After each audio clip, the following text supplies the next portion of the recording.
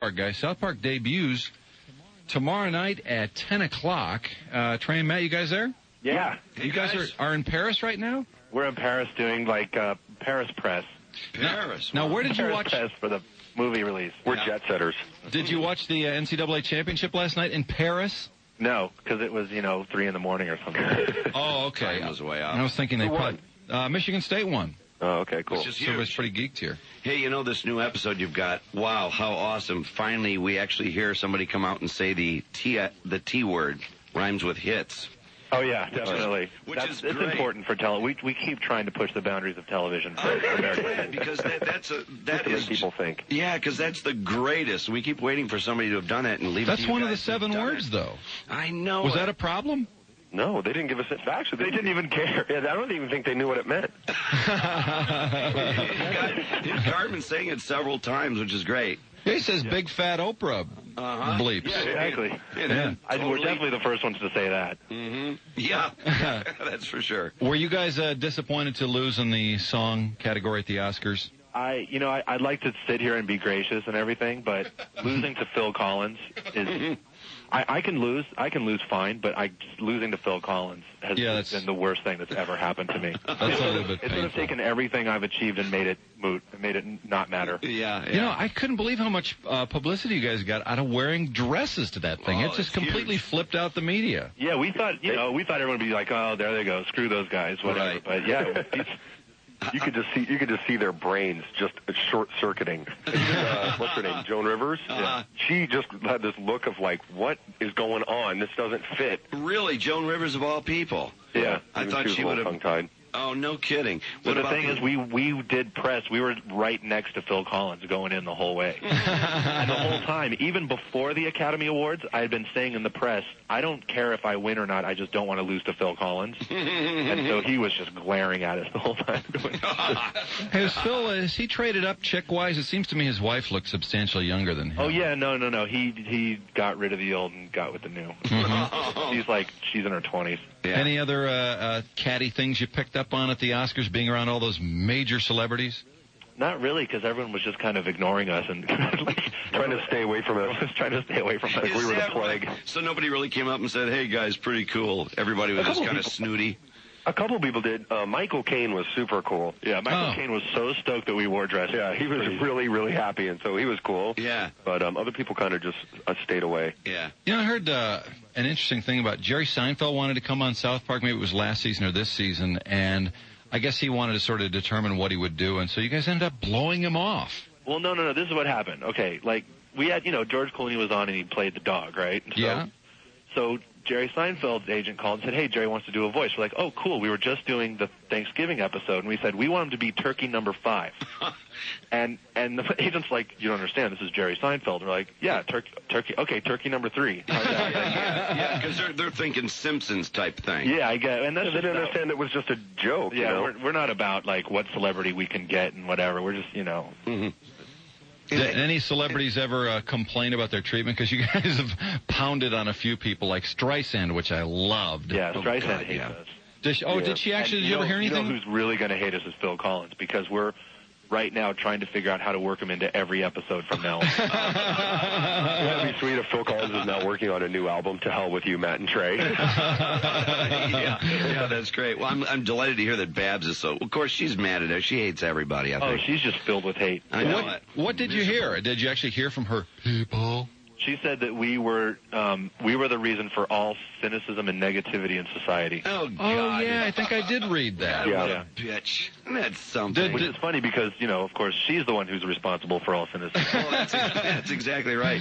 Did anyone inform her, though, that South Park's only been on for 3 years, so it'd be very difficult for you guys to be responsible for all of it? There was negativity before 1997. I think so. Yeah. So in the end, what happened with Seinfeld? Did they end up just adversely reacting to the whole thing, and that was the end of it? Or? Yeah, that was sort of the end of it. Really? I mean, it wasn't like total big blow up. It just didn't kind of happen, and that was it. Because at the time, we were just worrying about the only 2 people we wanted to get to do voices were Robert Smith from The Cure and that chick from Species. So we got the two of them, and we're like, we're done. We don't need to meet anyone else. Well, is it true that George Clooney was pretty instrumental, like passing around you guys' stuff around Hollywood and stuff? Yeah, he like single-handedly copied our short film, and this was before we even knew him.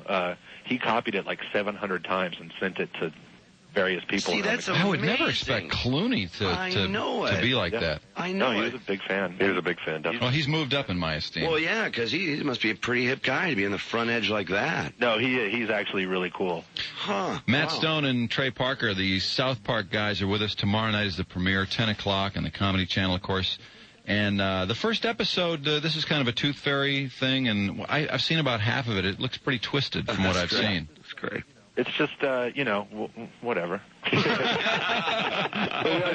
always try to come up with shows. A lot of our best shows are the ones where we try to come up with stuff remembering back to third grade. Like what was big to you, it was important to you in third grade. Mm-hmm. It was a matter of, who believed in the Tooth Fairy and who didn't. When did you find out, and what did you feel when you found out, and that's sort of what... It's so true when Cartman reacts like that. It's so perfect. The whole idea that you've lied to me, because I actually remember that, getting mad, and you lied to me, and if and why would you lie, and what's real? I don't know what's real. Yeah, and then we expect him to believe in Jesus. Right, yeah. But the funny thing is he's scamming the Tooth Fairy, and then he's mad when it's not true in the end. But you guys will all see that tomorrow night. Yeah, he thought he had it made a real business venture. But it's so true, and then you immediately add Santa Claus, and I suppose that's not true either. That was well done. No, Santa's not either.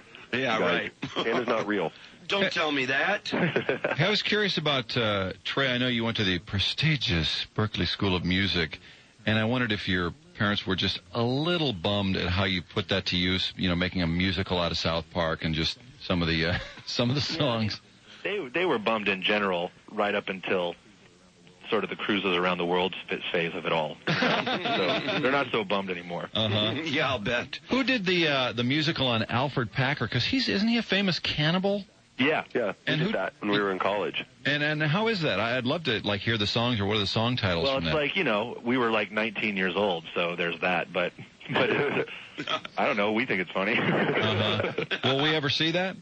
It's out on video, actually. Oh, it's it not is? at, like, Okay. Blockbuster, but at sort of hipper video stores. Like mom and pop kind of place. Our producer must be pretty hip because he has it, so we'll check it out. Yeah, I want to see that. How is working with the hedgehog, Ron Jeremy, on Orgasmo? You know what? He's narcoleptic.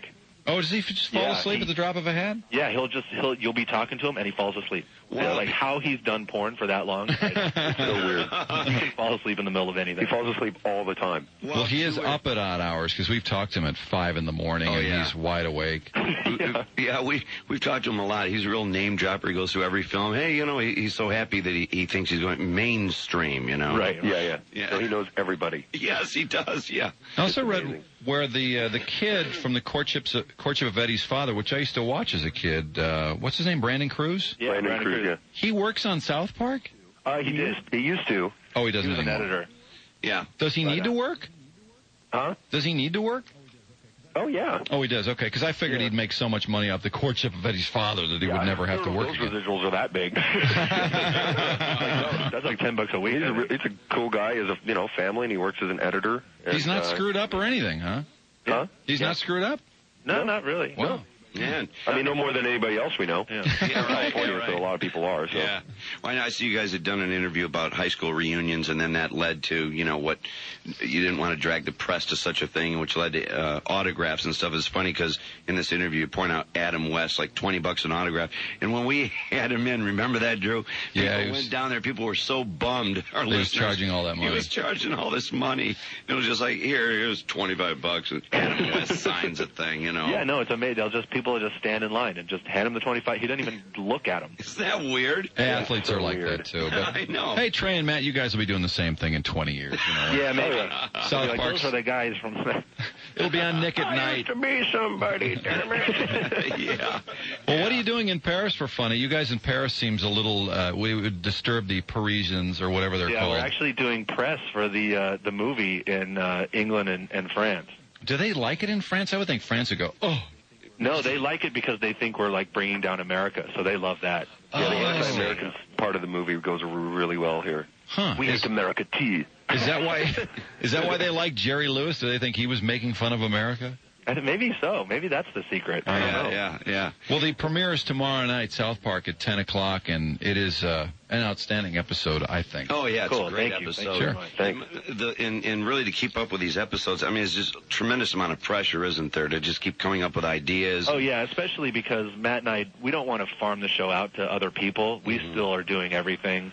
And it would be easy for us to take over sort of the executive producer role and get us a team of writers and all that. But that's not what South Park's about. So we're just still doing it ourselves. Because did Mike Judge end up doing that eventually?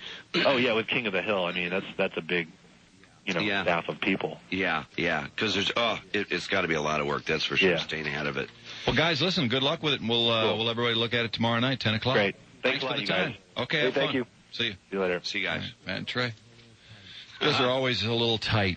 Every time we talk to wild guys, just, always a little uptight. Yeah, they need to loosen up or do something.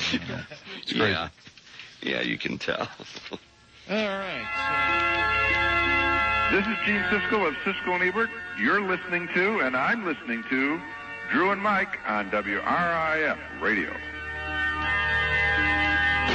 Constantly planning to bring you more spontaneous entertainment than ever before. 101 WRIF. This station